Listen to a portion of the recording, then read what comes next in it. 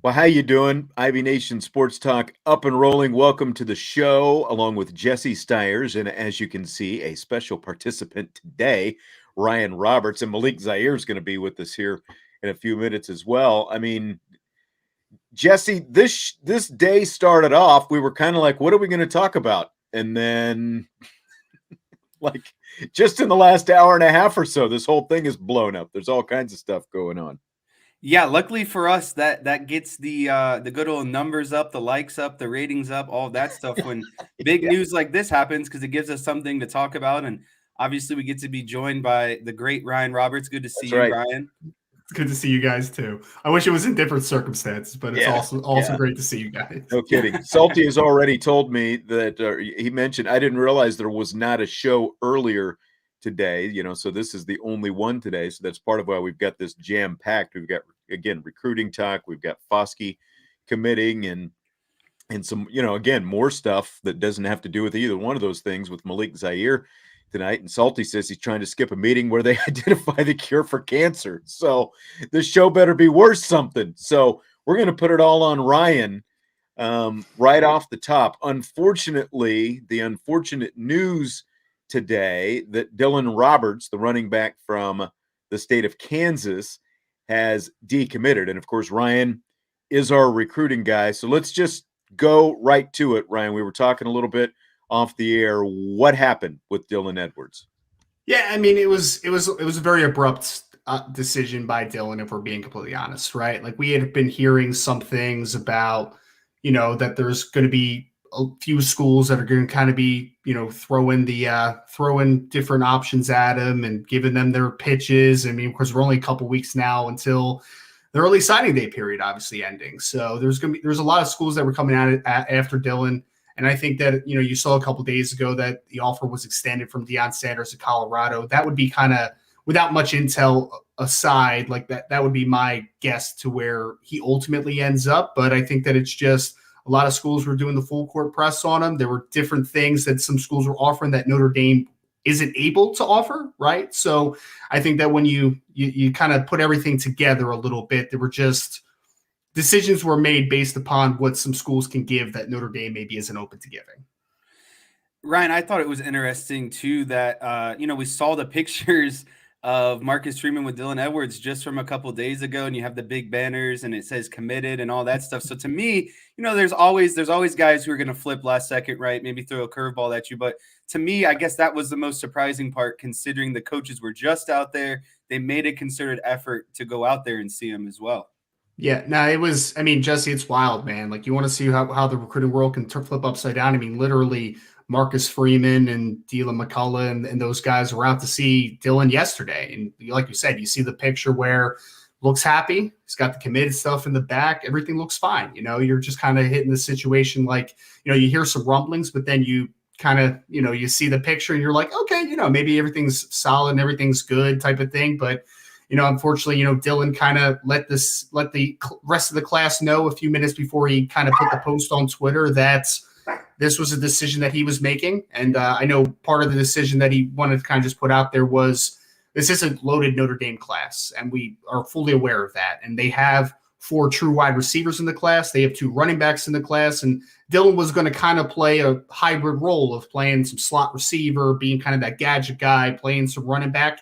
And kind of a big reason that he wanted to kind of just parlay to the class was, it's no due respect. It's just the class might be a little too full in some certain spots that might also hinder my playing time at some points, right? So it is wild, though, just to see how quickly recruiting can turn. Because, again, I woke up this morning feeling solid about where Dylan and Notre Dame was, and then all of a sudden, just like that, the landscape changes a little bit. So it's very volatile, to say the least.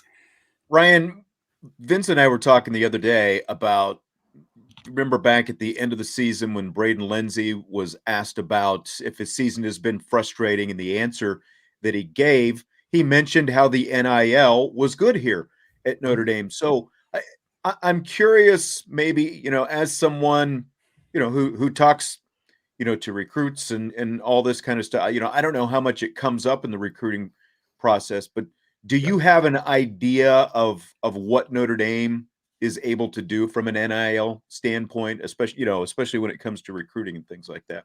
Yeah, I mean, it's definitely a conversation that happens all the time, Sean, because I mean, it's the landscape that they live in, right? So the Notre Dame coaching staff has to tackle it. If you're avoiding it, then you're not going into the full and steering into the void, right? Like you can't avoid it at this point. This is a reality that we're a part of, and I know that the recruits that I've talked to, I think that there's just a difference of what's important short term versus long term, right? Like short term, Notre Dame's not going to misuse the term NIL and just throw handouts out there, the pay for play stuff, right? They're not going to do that type of stuff. But what Notre Dame can provide is, and you hear from the 4 for 40 perspective, right? Yes, Notre Dame players, they make money. There's no doubt about it. But they make the NIL money the way that it's intended to, right? Working with companies to utilize their image, their likeness, and to make a profit off of that. So Notre Dame fans, I mean, folks, let's not get this twisted, right? Notre Dame football players make a lot of money. They do, because Notre Dame is still one of the biggest brands in college football, arguably the biggest brand in all of college football. It is. So they're going to make money. But then I think it's more understanding how to invest that money. What's the long-term applications of being able to utilize your name, image, likeness to not just be set for the next year, the next semester, the next 4 years, to be set for the rest of your life. So Notre Dame doesn't steer away from it. They understand it's the real thing. It's just they're never going to utilize it like some schools do, where they're just going to say, we're giving you $2 million up front, and we're not going to show you how to invest it, how to use it properly. Ryan, another question I had for you. Would you say that it's fair that Dylan Edwards' biggest roster comparison right now to who Notre Dame has, would you say that's kind of a Chris Tyree type of player? And then the second question I had for you is overall, what do you think that this effect has? Like taking out of, all just sitting back and looking at it as a class perspective, the whole class, all the recruits that they have, what does it look like losing Dylan Edwards in your opinion? Yeah, I mean, if I want to tackle the second part first, Jesse, because I think it's a great question, I would say for me, look, me and Brian literally talked about this yesterday on the show. This is an incredibly deep 2023 class for Notre Dame. They have, kind of like what I was just talking about, you have 4 true wide receivers in this class, and it's a tremendous class even without Dylan. Running backs, you have Jeremiah Love, you had Jane Lamar, tremendous running backs, and they're also bigger, so they present a different profile than what a 5'9", 165 Dylan Edwards plays. And then you also got a commitment yesterday from Brandon Hillman, the talented athlete out of Churchland High School in the state of Virginia, who also could play running back, could play wide receiver. So you have 7 options at running back and wide receiver in the 2023 class. Does it stink to lose a dynamic athlete of Dylan Edwards' caliber? Absolutely. He's a 4.3 athlete, right? Like everybody wants that type of dude, which is why there's so many schools that are putting their pitch out there. So everyone wants that. It's a loss. Make no mistake about it. But I do think that Notre Dame's done a tremendous job with the depth that they have created in this class to say, hey, it stinks, but we'll be okay. We'll be fine. And then to your first question about the best comparison, I actually don't think there's a perfect comparison on the roster right now, which is why Dylan was going to be so unique. Chris Tyree is a true running back that can do things in space a little bit. Dylan Edwards is more of a true space player. He's like that true slot receiver that can work in space, RPO game, could also, get some jet sweeps, work out of the backfield at spots. I would say that the thing that makes it a little easier of a loss to handle is that you also did get Caleb Smith here about a couple weeks ago, the wide receiver out of Texas, who's more of that true slot receiver, right? He's not the same as Dylan. You're not going to line him up in the backfield or anything like that. But as a jet sweep guy that works in the slot, I think Caleb Smith, I think he does kind of soften the blow a little bit. And I mean, I think stylistically, Dylan Edwards is a DeAnthony Thomas type. More in the Notre Dame terms, this is what they hoped Lawrence Keys would be, or a CJ Sanders, or someone in that ballpark. But I do think that having a guy like Caleb Smith does soften the blow of having that true slot in the class. Brian, I see people talking about, other potential decommitments and that kind of stuff. Where we stand right now, we're a little bit less than 2 weeks from yesterday, I guess, for signing day. So are we, any concern about losing anybody else in the near future? I really don't, Sean. And I know this one kind of like poked up pretty quick. So like some people are going to say, but anything could happen. And you're right. Anything could happen in the world of recruiting. It is a volatile world. But all I'll say is if you have any concerns or you want the kind of latest updates, boards@irishbreakdown.com, we will give you guys as quickly as we can the intel behind the scenes. But as for now, there's going to be a couple of guys that people are going to keep throwing the names out because they're guys that we've heard about for months. I think that the class is pretty strong intact. Notre Dame definitely has to do their due diligence to kind of close on this class. And, I'll be interested to see because, there might be a couple other options that'll be on the board that Notre Dame might look for to, kind of fill the last role or two in this 2023 class as we kind of close it out. But I think for the most part, I feel very solid about where the rest of the class is for Notre Dame. All right. And then real quickly, Isaiah Foskey declaring for the NFL draft today, of course, 26.5 career sacks. I know that there's kind of been talk on Isaiah maybe slipping a little bit with his play this year in terms of draft, and you cover the NFL draft as well. Where do you see him potentially right now?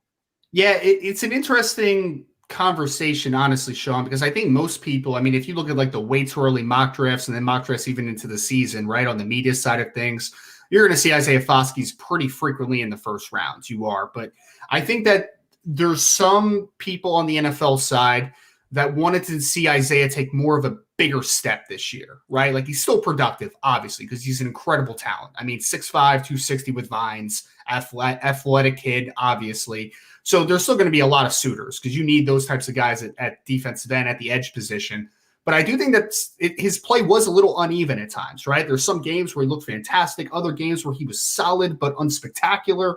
So I think that the NFL has a little bit of a mixed feeling on Isaiah Foskey. I think there's definitely some teams that will be willing to draft him in the first round. But then I do think there's some teams from everything I've heard that have some more like late day 2 type of grades, which is more second to third round conversation, right? So I still think ultimately when he goes and tests at the combine, and I know he has at least one All-Star game invite that hasn't been announced. We'll see if he gets to the Senior Bowl. But at worst, I think it's going to be an East-West Shrine performance. So if he dominates the All-Star circuit, he tests relatively well, I still think he's going to go in the top 50. But I would say that the opinions on Isaiah Foskey are a little bit mixed around the league right now. Ryan, I wanted to ask you something kind of following up with that.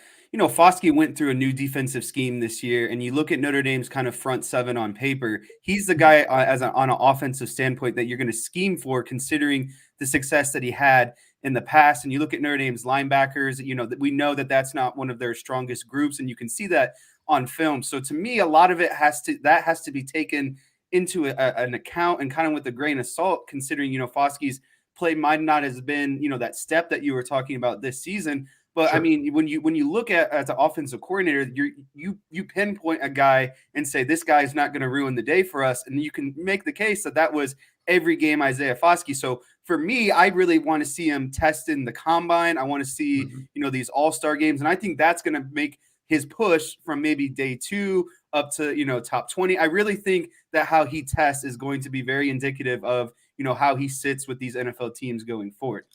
I don't disagree at all, Jesse. People always ask me, what does testing really matter for certain positions? It matters for the edge position. It does, because you see those guys that are dominating in the National Football League, whether you're talking about the true hand in the dirt guys like the Myles Garretts, or you're talking about the stand-up rushers more in the Von Miller mold, all those guys are freak athletes. They are. And right. The athleticism, the 3-cone, the 10-yard split, the explosiveness, those things do really matter. Like I'm looking at the broad jump, I'm looking at the 3-cone. I want to see how explosive a guy is, how loose a guy is. So I think Isaiah does have an opportunity to go to an all-star game. And we know that all-star games, whether you're talking about the Shrine Bowl or the Senior Bowl, are games where the one-on-ones matter more than anything, right? Like no one cares about the game. Scouts leave before the game. They want to see those one-on-one pass rush opportunities in, stacking up against some of the best offensive linemen in the class. And if he does well in those, shows some nuance to his game, and he tests incredibly well, I think that he will be in that conversation as well. I do think he still has a chance to be a first rounder. I will say this, though. The only thing is that since there's a little bit of back and forth on the quality of play this season, because I agree with you, there is a grain of salt, right? It's Isaiah Foskey, without question. You know that number 7 is the guy that you need to stop. And It's not his fault if other guys didn't maybe take the necessary step to get him more one-on-one opportunities, right? That's not necessarily his fault. I think what people are troubled with is that they didn't see the hand usage really evolve. They didn't see the nuances of playing the position really take a step forward. Obviously, he's a freak. He's long, he's explosive, all those good things. So ultimately, I do think that he will start to ink up and rise in this class. It's just he's putting a little pressure on himself with not having maybe the most dynamic season, that now it's necessary that he does really well in the All-Star circuit, and he tests very well leading up to the draft. Yeah, so would you say that Foskey's kind of biggest weakness right now as a defensive end is his arsenal of kind of moves and getting to the quarterback, essentially? It just seems like he's kind of a bull rusher of anything. He doesn't have, the hands. He doesn't have the dip and rip, the elusiveness, maybe a spin move. They don't teach you to spin, obviously, because you're exposing your back. But still, it felt like that he didn't have a repertoire of moves to get to the quarterback, and he kind of was one-dimensional in that aspect. Yeah, I mean, absolutely. That is easily the biggest question, because he has the production. I mean, he has back-to-back double-digit sack seasons, right? Again, when you're talking about how you draw up a defensive end at the next level, you're talking Isaiah Foskey. You're talking 6'5", probably has somewhere around 34-plus inch arms. He's got the bulk, 260, 265, and he's a good enough athlete where, I mean, he's more of a 4-3 defensive end, in my opinion, but some teams that maybe run a little more odd front can say he might be a stand-up rusher in our 3-4 alignments, right, in the base. So I think that Isaiah Foskey has all the tools. That's never been a question. It's about, and to no fault of his own to a degree, right? Like, he was more a tight end in high school at De La Salle, and he's really still learning, and he was kind of eased along early in his career. So there's hope for Isaiah Foskey. I still think Isaiah is going to be an incredible player on the NFL level. It's just to that day one impact. Does he have the nuance to his game? Does he have the hand usage? Does he have the pass rush plan to come in and be an immediate contributor as a high volume sack guy? I think that's where people are questioning a little bit. But from a power perspective, from a length perspective, from an athleticism perspective, nobody doubts those things. Isaiah is a freak of nature. It's just now about turning his game from a great athlete and a good football player to a great athlete and also a great football player. I was just about ready to bring Malik Zaire in, and it looked like we might have lost him there. He's been trying to connect a few times. I think he's been driving someplace. So hopefully we get him back here real quick. I think it's going to be really interesting. I don't know how much more a guy like Isaiah Foskey can boost his stock, though. Do you? I mean, he's done it. It seems like just about everything he can do at the college level right now.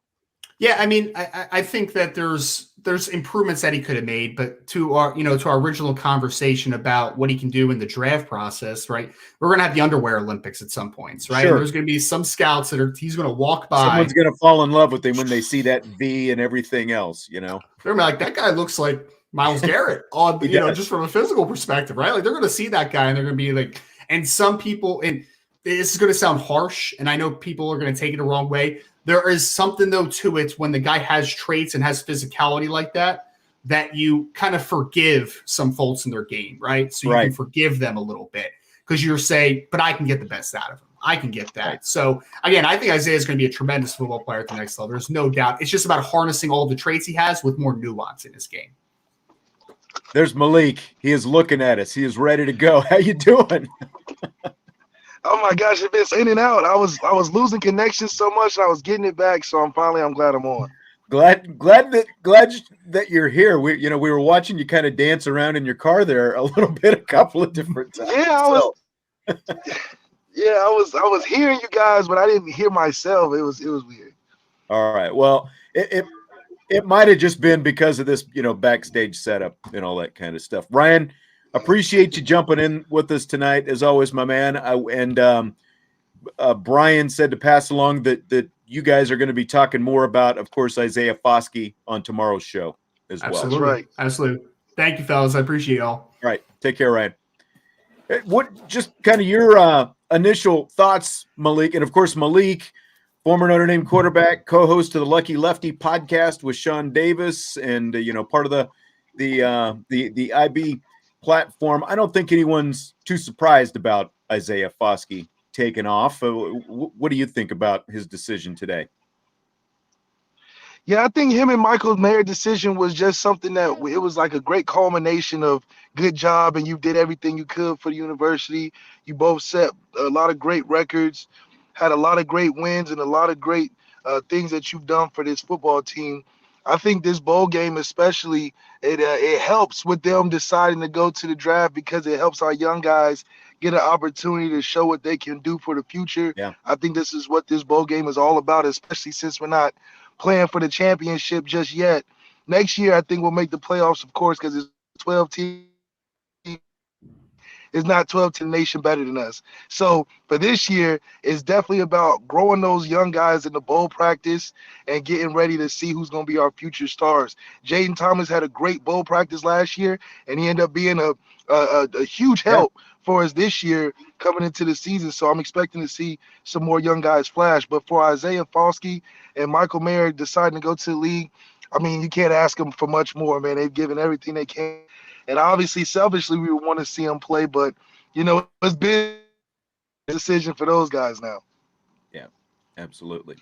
Well, the reason that we asked you to come on, there's plenty of quarterback stuff to talk about, and that's right up your alley, of course.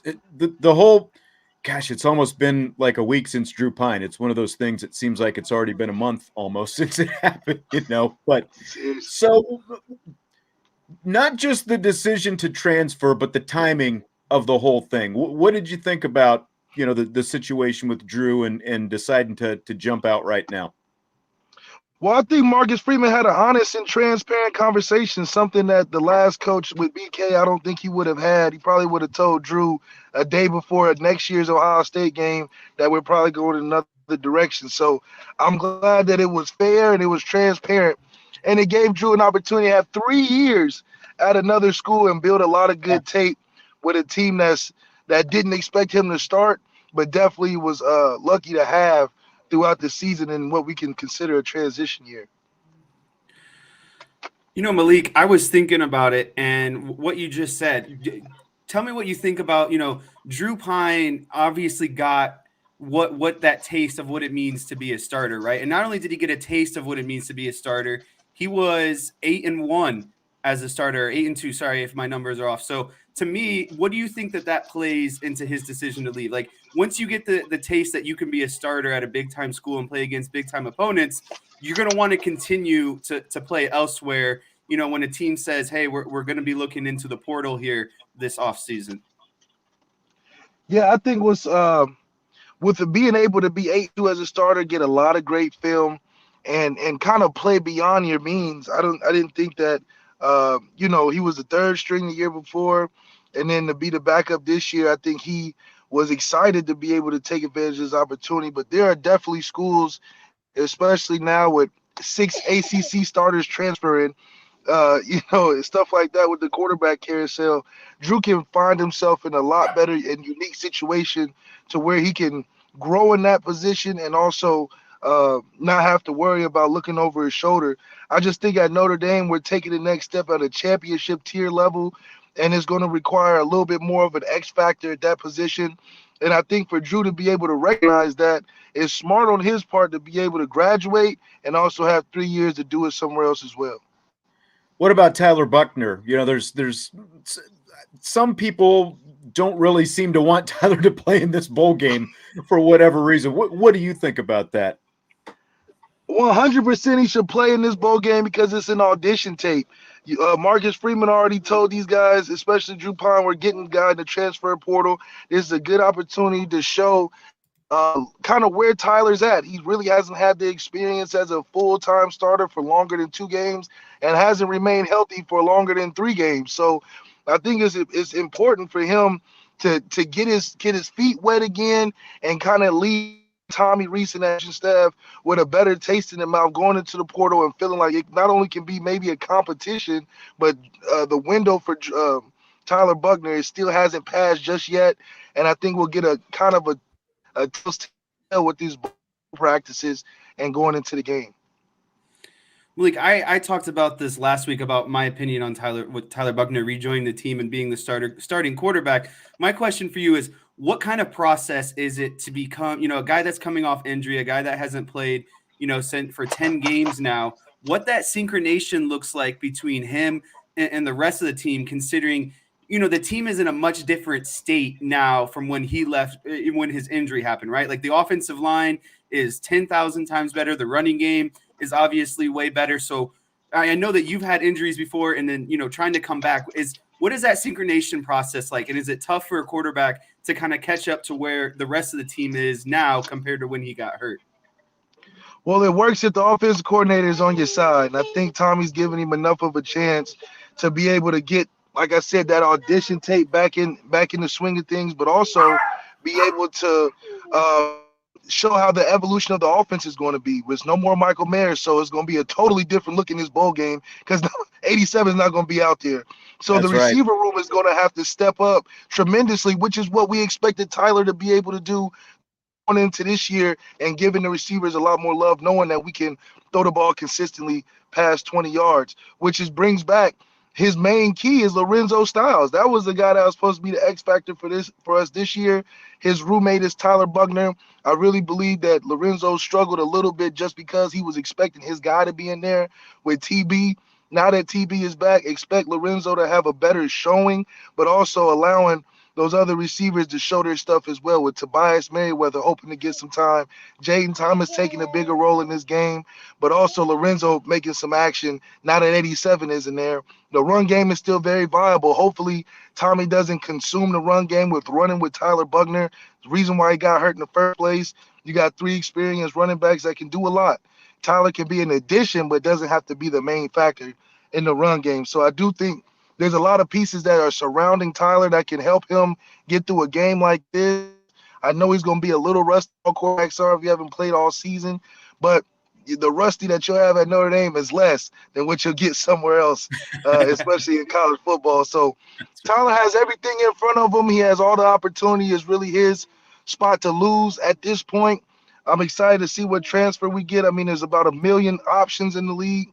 I mean, in the transfer portal, but one thing's for sure, you can build a team in 1 year now that there's so many transfer portal guys anyway. Yeah. I mean, Right. Look at USC, obviously. Are there any, we have someone in our chat queue here, thoughts on the top 3 portal targets. I mean, who the top 3 are is probably, it's like everyone's got a different top 3. Are there any of these guys who stand out to you as, like maybe the best fit to come in here into this situation? I think a dark horse is the quarterback from Central Michigan. He was under a good system.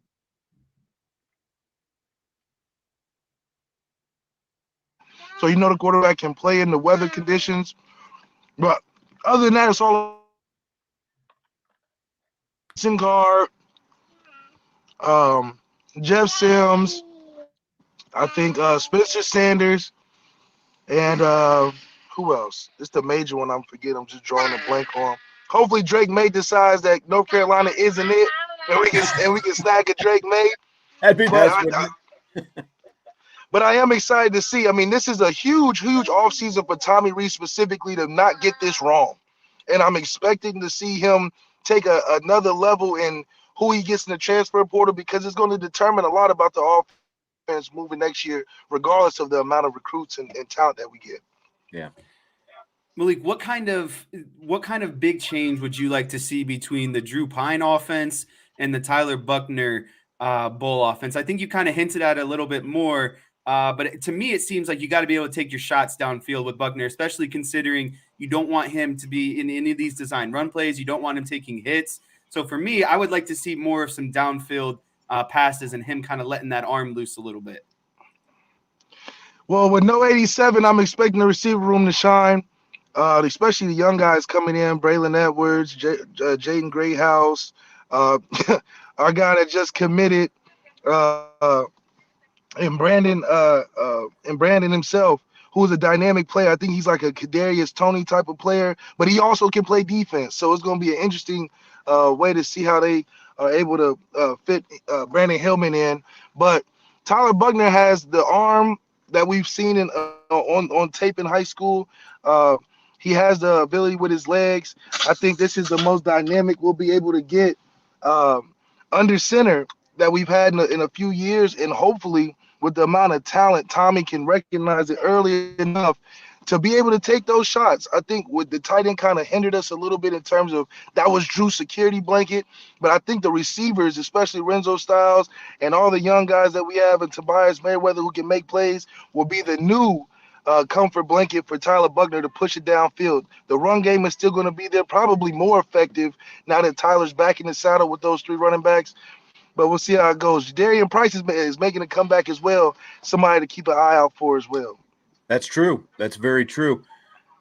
So so let's assume they've got a quarterback they bring in through the portal, and we're assuming that this is a guy who's got experience. That's why you're bringing somebody in the spring, in fall camp, whenever. Is this a true open competition for who's the starter next year? Because again, we've had some people say, well, you're bringing a starter in, you make him the starter. What do you think about that? Yeah, I think if it's the right guy, if we get the experienced enough guy to come in and be the day one starter, I think it will help Tyler be able to work himself back into being a starter. He still is unproven in himself, not being able to have as many games just yet. We think he's flashed a lot in some instances, but he's also flashed some things that is not quite ready to beat a Georgia in game day when it comes time. So I think having a transfer will not only help Tyler get back on track in a year where he could get some time here and there, sort of how he did with Jack Cohn, but also be able to learn a lot from an experienced veteran that there's guys in the portal that are experienced and ready to play now. And I think if we just add a little bit of a X-factor component to our quarterback position while Tyler gets back on speed, I think we have a good chance of not missing that playoffs and damn near for sure not missing the championship run for it. Yeah.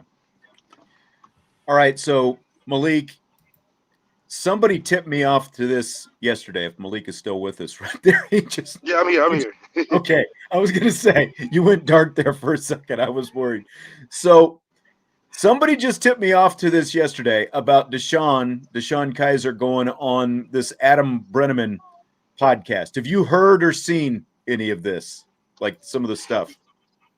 Yes, I was able to, DeShone is probably his first interview in a long time on a platform like this. So yeah, it's good to see him come back to the internet. Yeah, that's right.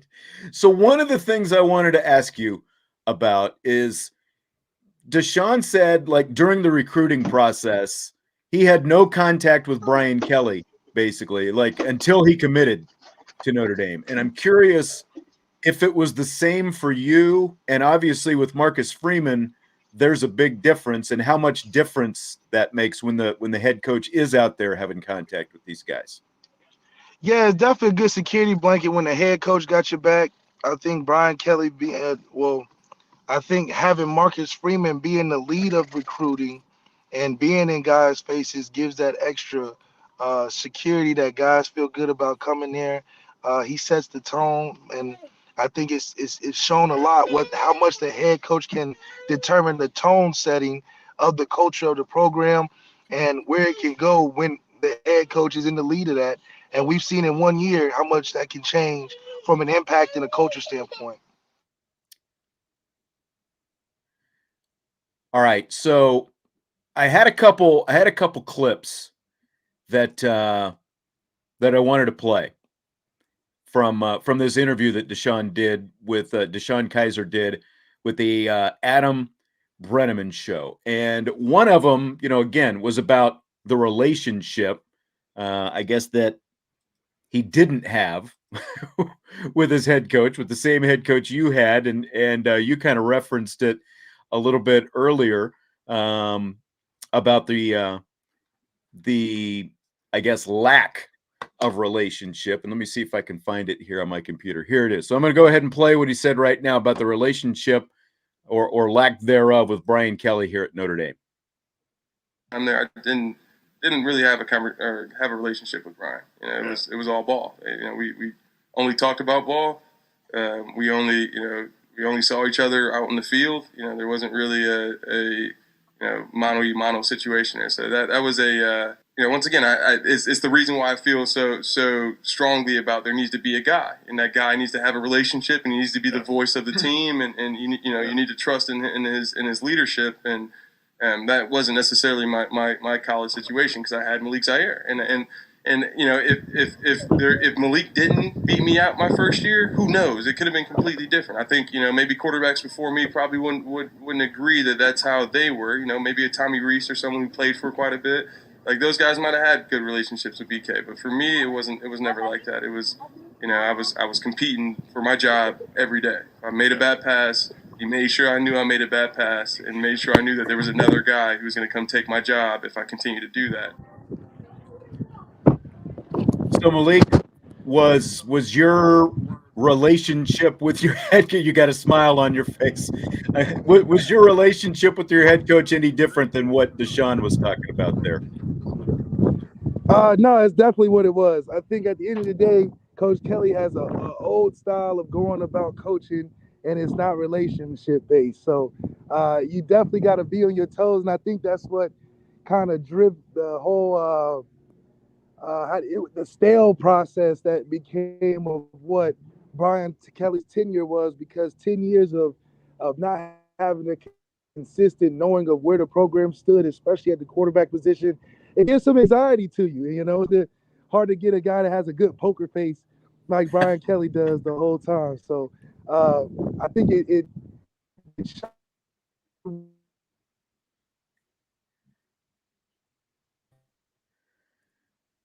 I think we are.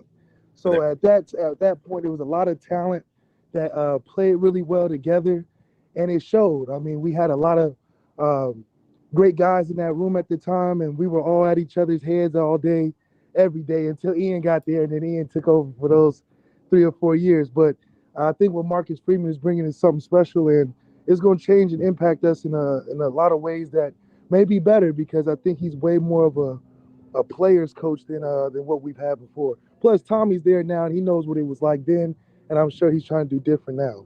Sure. All right. I had one more thing that I wanted to ask you about, related to the whole, connected to DeShone and the whole thing, because we know about your injury. You break your ankle against Virginia in 2015. It allows DeShone, to come on. He has a great year, and then you're rolling into 2016.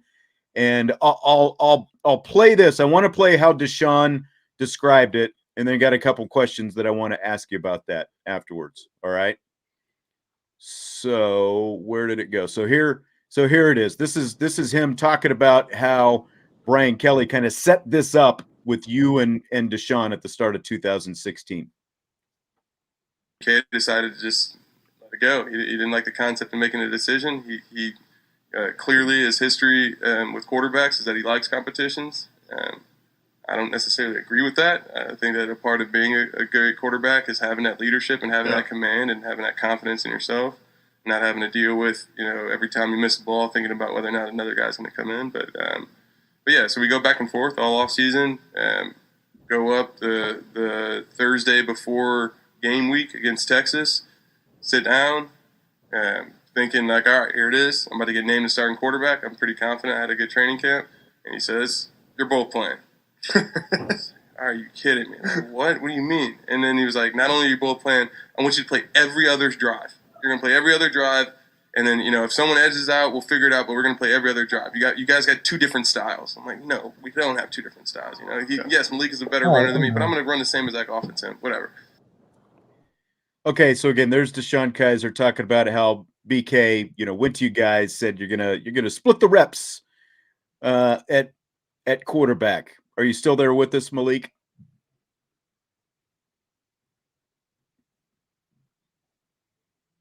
And I'm not sure if he is. He was there right up until things went black just a second ago. It was a very interesting situation, obviously. And that was the start of the 2016 season, and we know how 2016 ended up. It was I think from the start of that to the way things played out, Brian Van Gorder fired his defensive coordinator in the middle of the season. and the whole thing. It was a very up and down season, obviously, Jess. Yeah, and I like what Kizer was kind of getting at there. I don't think it's fair to either of those guys, and you have to make a decision and let that guy kind of, go through the lumps and bruises of what it means to be a starting quarterback, and that's how you learn and that's how you get better. Is you take charge and you learn from your mistakes. It's just like any great quarterback. They're not going to go out there. You listen to Troy Aikman talk about all the time his first year in the NFL and all the mistakes he went through. You hear the same thing from Peyton Manning. That translates to college. Guys shouldn't have to worry about, drive to drive, throw to throw, whether or not they're going to, play the next series, play the next downs, whatever it might be. So I was very interested to hear what Malik had to say about it. And, hopefully we can get him here soon, but it looked like he was going through a lot of different things there. All I got to say is I wish I was wherever he was, because it looks sunny and bright outside. And I don't know about you, but it's been very dark and gloomy the last couple of days here. Yeah, I know. It hasn't been freezing cold here. We haven't had any snow, but it has definitely not been sunny here.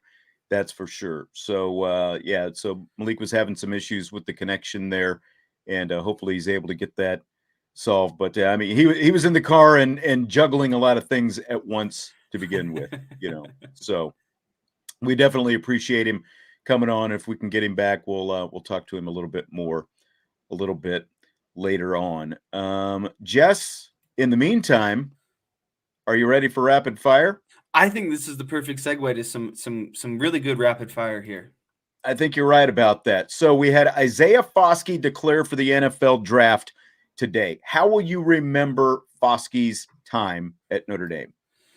I always remember Foskey as, what he's going down in the record book for, and what his, the most influential stat there is as a defensive end is the havoc and sacks that he created, on the back end. And just a lot of what Ryan was hinting at, it's just the freak athleticism, right? Like this, it reminds you of a guy like Malik Zaire, where you just look at him, it's like this guy could play probably a multitude of different positions, yet what can we use his 6'6" frame and long wingspan?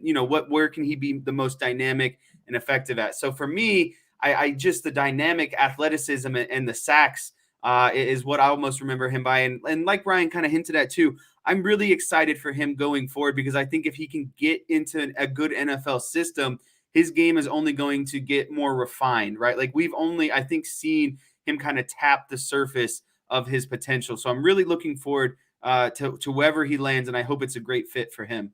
Yeah, that's what I was going to say. This guy really, he basically all but set the Notre Dame career sack record in 2 seasons, 11 sacks this year, 11 sacks last year, and then just 4.5 sacks the year before that. So, again, the bulk of this record came in the last 2 years, what he was able to do. And then you add the 4.5 on top of that. And it was kind of a career that early on, kind of like I think untapped is probably the best way to put it, because there was all this potential early on. And it kind of took a little bit longer, I think, than we thought for it to really emerge. But then we saw it, and like even this year, it's like he ended up with 11 sacks, but I still don't think we saw peak Isaiah Foskey this year. So I'll remember him as just a phenomenal athlete who made impact in a very short amount of time. And I think you're right. I think this is a guy who's going to go on and make a lot more impact. I think the sky is still the limit for this guy in the NFL. It's a matter of refining some things. And as Ryan was saying at the start of the show, once he gets to the combine, I think he's going to open up a lot of eyes there with the way he tests at the combine here. There's a lot of eye candy for someone like Isaiah Foskey, and that goes a long way with NFL guys. And, believe it or not, NFL guys will like the opportunity or the chance that Isaiah Foskey presents, because they know, the hard things that you can't teach: speed, athleticism, height, power. He's got all of those things. The hardest thing, the easiest thing or the thing that he's missing the most is the easiest thing to teach, the refining, his craft, his art. And he's going to learn that also from guys that, are on his team. Teammates will teach him different moves. You hear it all the time, like guys like Micah Parsons, when he came into the league, there are guys that show you, different things and maybe other, techniques that you haven't considered before. So I just think that ultimately we're going to see the best Isaiah Foskey once he reaches the NFL. I think so too. Now, this question someone threw up in the chat yesterday, and we didn't get a chance to get to it, but I thought it was the perfect rapid fire type question. Who will end up with more career combined touchdowns at Notre Dame in his career? Drew Pyne or Tyler Buchner?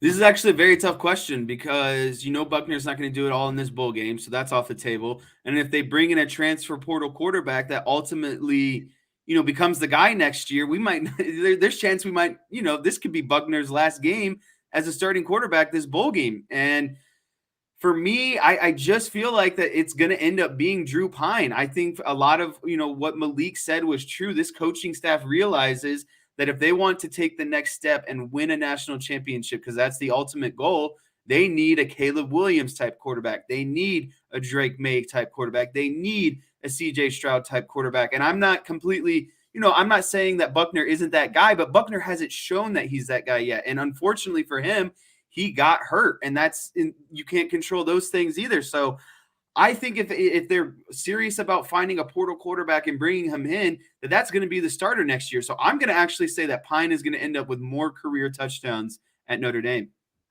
I think so too, because he's sitting on 20.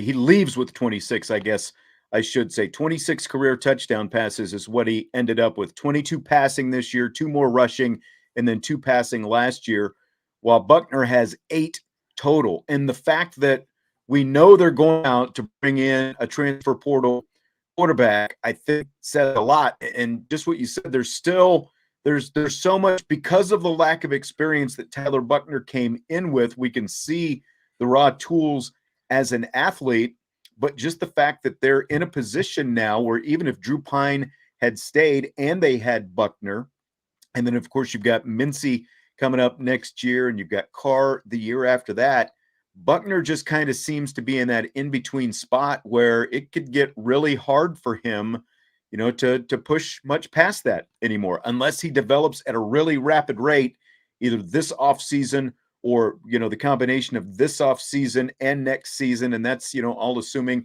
that he's still here a couple of years from now as well. So, Pyne leaves with the lead, and I tend to agree. I think that it will be him. And I realize, some other people think differently. I would have thought differently.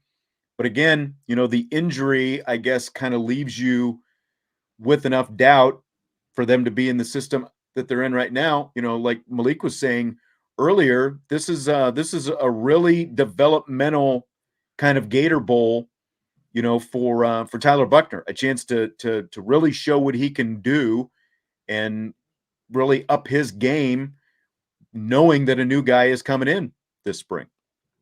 Yeah, and I see some of these comments in the chat. I don't think that Notre Dame is just necessarily going to hand the reins over to whoever transfers in, but I mean, don't get it confused. The reason why you bring in a guy from the transfer portal is the expectation that he's potentially going to start. And Tyler Buchner has only made 2 career starts himself, and you bring in a transfer portal quarterback who's ultimately going to have more game experience, and amongst other things. So I don't think that they're necessarily just going to hand the reins over. It's going to be a competition, but ultimately, it's just hard to judge because we just haven't seen enough of Tyler Buchner yet to make the decision that no matter who comes in, he's going to be better than them, because I can't make that statement because I just haven't seen Tyler Buchner play enough yet. Yeah. By the way, I see the stuff going on in the chat. We're not talking about things that happened in a political realm, with world leaders today. I'll just leave it at that. Joe Alt is beginning All-American recognition this week. What do you think about that? I think that Joe Alt, amongst a very good offensive line, I think it's he's a deserving candidate. He's been one of their best offensive linemen all year. It is something that is highlighted, by different, broadcast groups, whether that's Jason Garrett, some of these guys, the few games that we've seen on other, with Dan Orlovsky, Kirk Herbstreit, Chris Fowler. These guys have all talked about, how good, Notre Dame's offensive line is. So it's hard to boil it down to who the best player is, but I think that he's definitely deserving of some of this All-American recognition. How about you? I absolutely think so as well. And to me, it's like it kind of flies under the radar a little bit. You know, like Pro Football Focus is one of the organizations that named him an All-American. And you look at the PFF grades that he ended up with. He had the best grade of any tackle in the FBS this season. He had the top run blocking mark in the FBS as well, and his 85.6 pass block grade ranked 8th in the nation. And I mean, 0 sacks allowed, 5 pressures this season. And, you know, again, it like from maybe it's because of where the offensive line started out. I mean, we know how good this guy is, but we don't like we grade the skill position guys, we grade the quarterbacks, we pick them apart. We grade the linebackers, all these different positions, the wide receivers, the running backs, all of them. We have stats to back it all up. Unless you're sitting there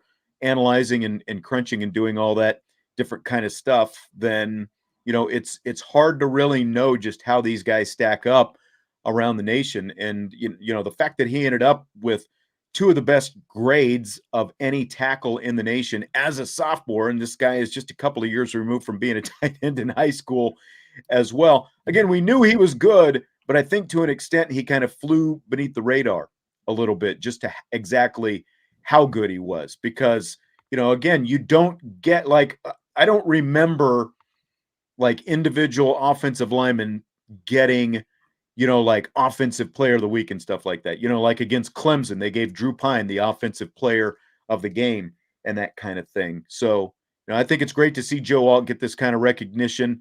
And again, it shows kind of where this offensive line has come. He's a real example of it, where it's come from in a pretty short amount of time the last couple of years. Definitely agree. Fill in the blank. It'll be blank if Georgia doesn't win it all this year.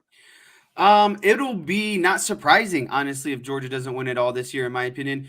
It is hard to win back-to-back national championships. I mean, I know Alabama kind of makes it look easy here and there, but even they struggle, with really good teams to win back-to-back years. So, and I also think that there's a lot of talent left in these Final Four teams, and anything is realistically kind of possible. I think that Ohio State definitely has a shot, more than a shot. I think that game is actually going to be relatively close, and it's just going to come down to can Ohio State play enough defense to slow Georgia down, and is Georgia's defense really good enough to shut down the explosive, Ohio State offense? So I think that there's a very high chance that Ohio State wins that game. And then between Michigan and TCU, I would assume that Michigan would, go on, because I think that they're the better team. But I just think that Michigan and Georgia also provides, again, another matchup for Georgia that gives Michigan, as much as I regret to say, a realistic option, chance to win it all. Michigan has a very physical front, offensively and defensively, both things that Georgia has. Michigan has a very good running game. And in that game, it would come down to, I think, who could, air the ball out a little bit better on offense between Michigan and Georgia. So, I know that Georgia looks really good on paper, and they've done so all season, but they've had their up and down too with some teams, right? Like they didn't just blow everyone out. Blips. There's a couple blips, and I think once you get into these bigger games when it comes to the playoffs, that there is still a chance that these blips can happen. I think that the gap between Georgia and the remaining 3 teams is a lot closer than what people want to admit at the end of the day. It is still college football. Anything can happen on any given day, right? So it's like, to me, that gap isn't as big as what some others might think. I would still be shocked. I would be completely shocked if they don't win it all. They've won 14 straight, 27 of their last 28 games, really only challenged twice this year. Like we said, a couple of blips. Missouri nearly did it. Kentucky pushed them as well. But for the most part, like, to win 14 straight, and I think it's 27 of their last 28 games that they've won at this point. Yeah. And I just, like week 0 predictions, Georgia will destroy Michigan again like last year. Georgia only had the blips because they sleepwalked through the first halves. And that's, I just, is Michigan a mirage? I keep wanting, I thought they were a mirage going into Ohio State. Obviously, they end up winning that fairly lopsided again. But like, whether it's Michigan State, even Notre Dame to some extent, like, these teams that tend to play more power football, from up here, not named Ohio State, they haven't fared well when it comes to the playoffs.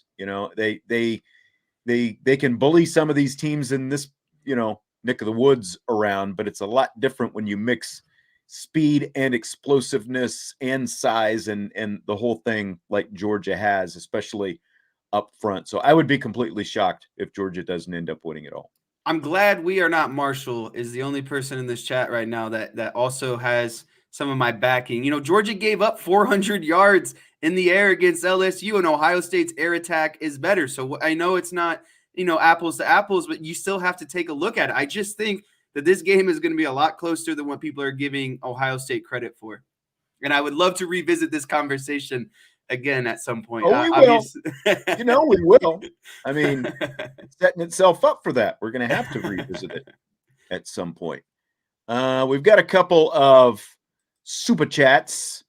Wicked Bronco Productions, TB8. To be honest, I don't know why kids fall in love with the flashiness. We saw A&M fall apart after abusing the pay-for-player style. Love Estime, Diggs better than Edwards. And this is in reference to the Edwards decommitment. I mean,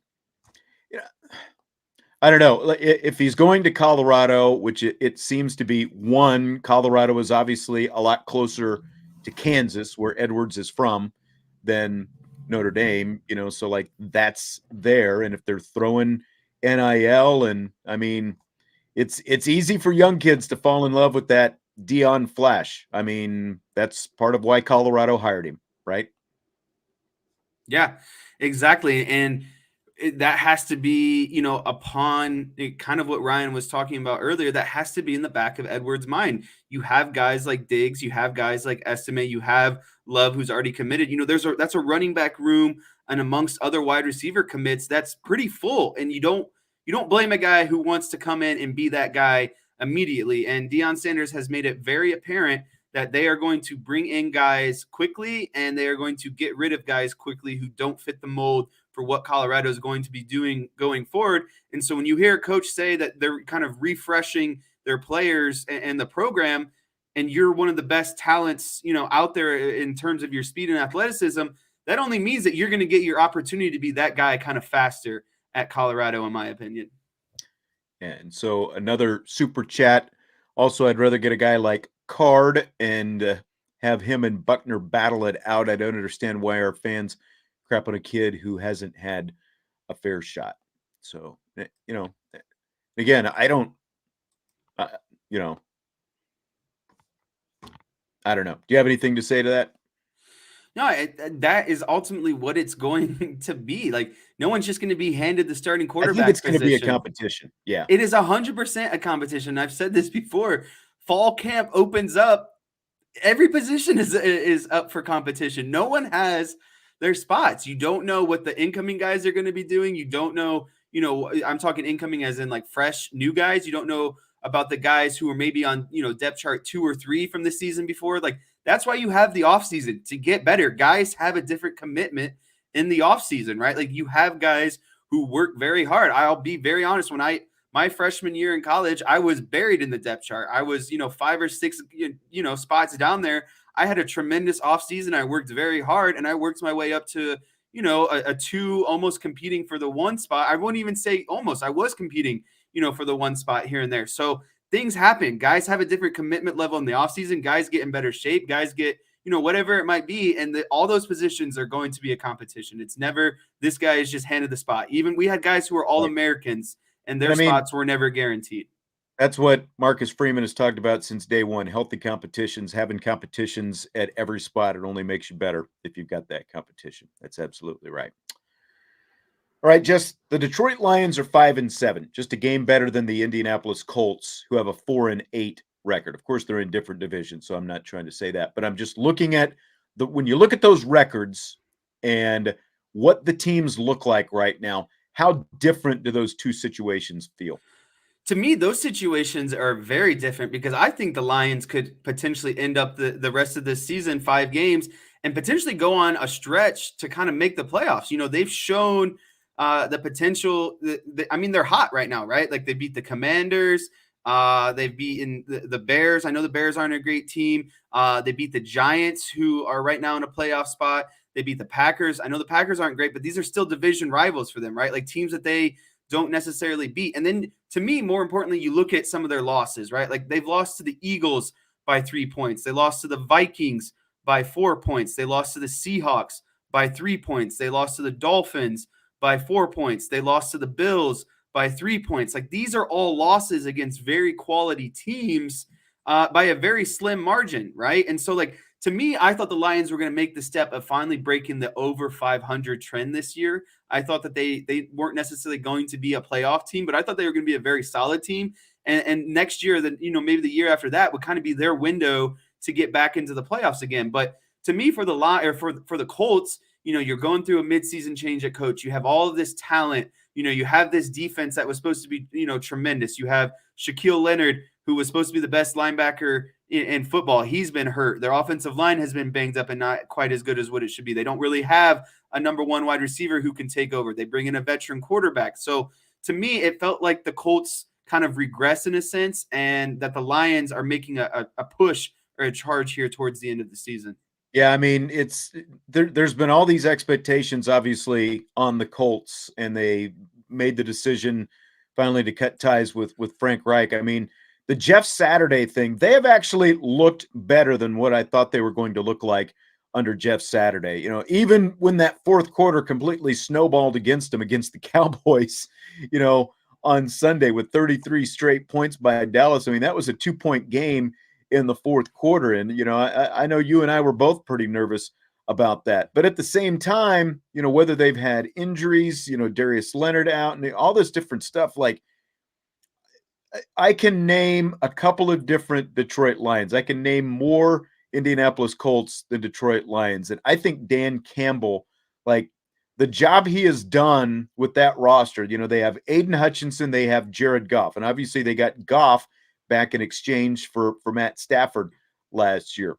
That roster is not a good roster, and for them to be sitting as close to 500 as they are and a couple of bounces away from being over 500 right now, I actually think he has done a really good job, and I would, I have no skin in this. Like, I hope that Lions management and ownership doesn't decide to cut bait with Dan Campbell. They need to get him more talent on that team, put something on that team, and especially in the division that they're in right now, I think they can compete. The Colts have just been complete underachievers regardless of who has been there. So to me, like, the Lions 5-7 feels infinitely better than the Colts 4-8, considering all the really realistic expectations that the Colts had them, considering that is a bad division as well. And they're sitting there at 4-8, with a loss to Jacksonville and teams that they have fallen to, So I think it's completely different. I think that Dan Campbell has done a lot better with a much worse roster. By far. Fill in the blank. After being signed by the LA Rams this week, it's blank that Baker Mayfield is now with his third team in less than a year. It's comical to me that Baker Mayfield is on his third team this season. And I kind of, I feel bad for the guy in some regards because he had a really good season when the Browns went to the playoffs. I was looking at some stats earlier. Like he was up there. Like he had, I think, like 28 touchdowns, 8 interceptions. He was up there in, 20 plus yard completions. He was up there for, contested completion percentage. Like he had a pretty solid year, but unfortunately got hurt and then tried to play through injuries and then kind of lost trust within, the fan base and what the coaches wanted to do. And then, of course, Cleveland brings in Deshaun Watson. And then he gets bounced to Carolina where, Rule is kind of testing out all these different quarterbacks. And now he's gone. And now, you see the Rams, whether they did it to block the 49ers or whether they're actually genuinely trying to win games because they have their own quarterback issues right now. I just think it's kind of comical. There's a lot going on for Baker Mayfield, but at the end of the day, I don't see him sticking in the NFL ultimately. And I think that this kind of might be his last destination. And unless he does something very dramatic here with the Rams, I think that we are seeing the Baker Mayfield window drastically closing. I mean, it is crazy that just a couple of years ago, as bad as the Cleveland Browns were before he got there, and then they turn into a playoff team in fairly short order, and he's the quarterback for the playoff Cleveland Browns. He's sitting here, he's traded to Carolina, and now he's waived by Carolina. He's signed by the Rams, and like the fact that the 49ers apparently didn't want anything to do with him, even after going after Garoppolo.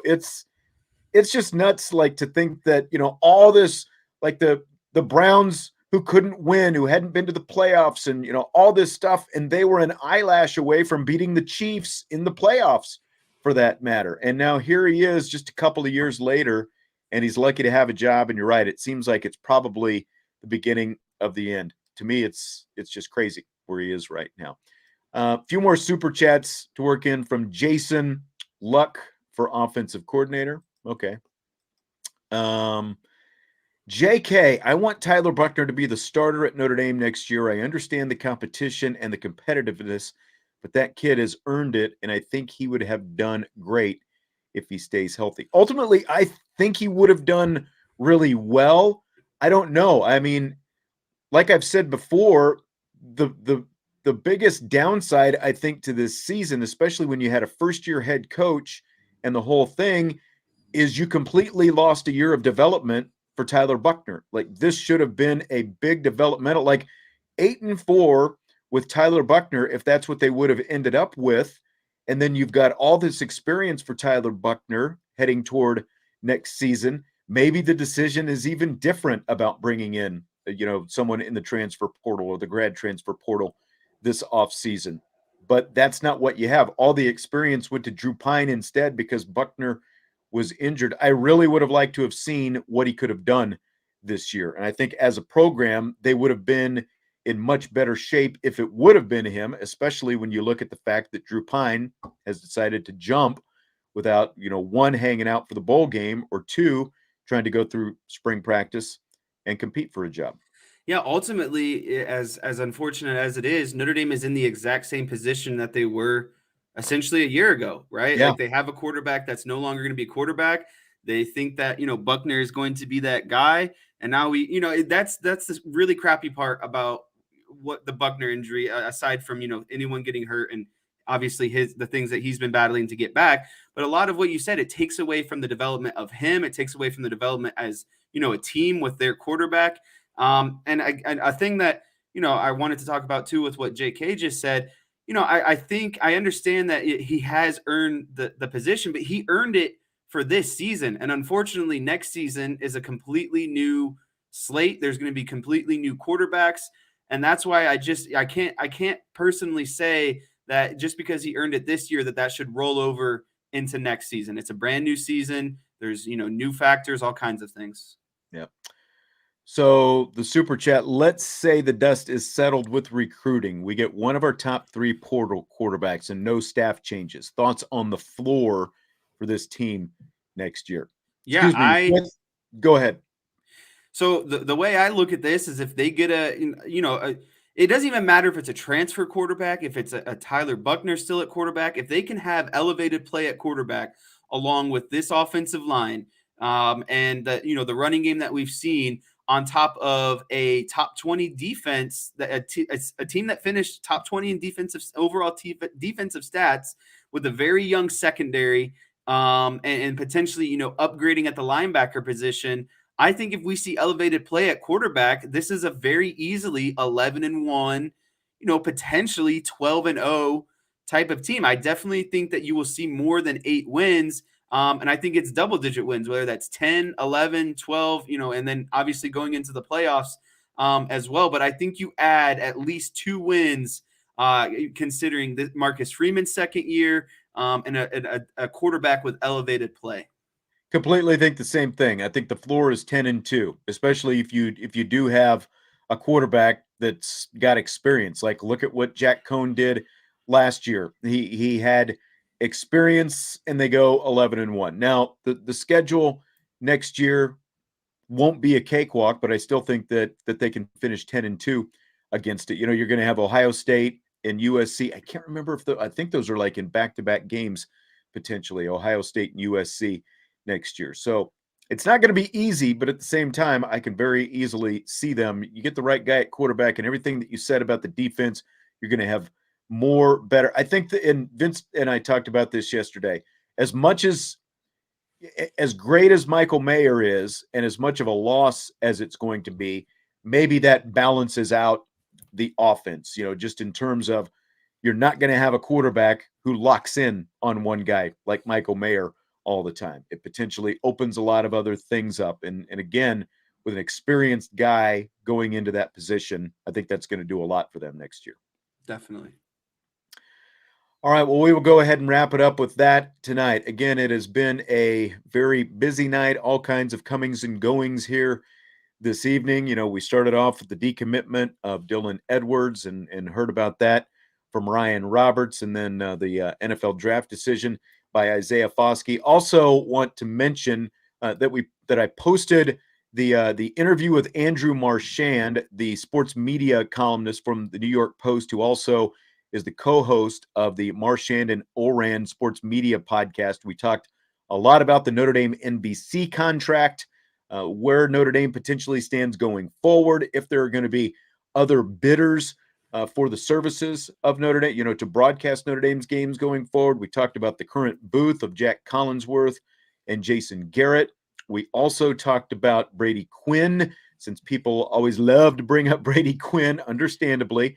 We talked about Golix and some other stuff as well. So you can find that on our Irish Breakdown podcast channel, whether it's Apple, Spotify, wherever you get your podcasts, and you can also find it, of course, on the YouTube channel as well. And Tommy Guns, I believe I might have seen your tweet briefly, Tommy. I will watch that trailer later on tonight after the show is over, because it has been a busy day, so I haven't had a chance to actually view much today. So I will check that out as soon as I can. I just wanted to get to there was one last kind of super chat in the chat by Patrick Barnes. Thank you for the contribution. He asked about the opinion on Dylan Edwards decommit. I just wanted to say that we got into that at the beginning of the show, and it looks like that was kind of mentioned in the chat. And I think that's where you'll hear a lot of great stuff, because we did have Ryan Roberts on, and he is the main recruiting guy for Irish Breakdown. But just kind of to sum it up, Dylan Edwards, it hurts, but at the same time that this class is so fully loaded that it kind of takes away that sting a little bit. You never want to lose an athlete who can provide 4.3 speed, like Dylan Edwards can, but there's a lot still to be excited about in this recruiting class for Notre Dame. Exactly. Best way to put it. There's a lot still in there. They've got a couple of running backs, whether it's Lamar or Love, and they've got obviously a lot with the wide receiver position as well. So hopefully that offsets it. Like you said, you never want to lose anybody, but between what they already have at running back, and I know that they were talking about Edwards as a slot receiver and that kind of stuff, but there is other skill talent there. So hopefully that makes up for it, and they're able to keep those guys, because we have less than 2 weeks until signing day. All right, so again, we'll wrap it up. Hit the like button if you would before you leave tonight. We appreciate you as always. Subscribe, rate, and review. All the good stuff. Jesse, great contributions. We'll be back tomorrow. Who knows? Maybe we'll get more breaking news tomorrow. Jesse, Vince, and I with a special Friday 4:30 live rapid fire Friday afternoon. We've got that coming up heading into the weekend. So I will talk to you then, Jess. Sounds good. I can't wait. Me too. IB Nation Sports Talk. We'll talk to you later.